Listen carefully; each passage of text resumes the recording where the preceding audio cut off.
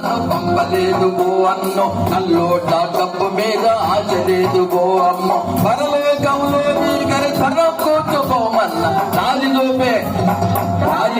పోదామని వచ్చానమ్మో యేసు దారి చూపి పోదామని వచ్చానమ్మో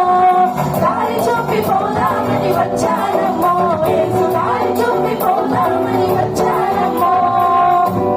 మనుషుల్లో దేవుడు మరుగైపోయాడు ప్రకృతిలో దేవుడు ప్రత్యక్షమయ్యాడు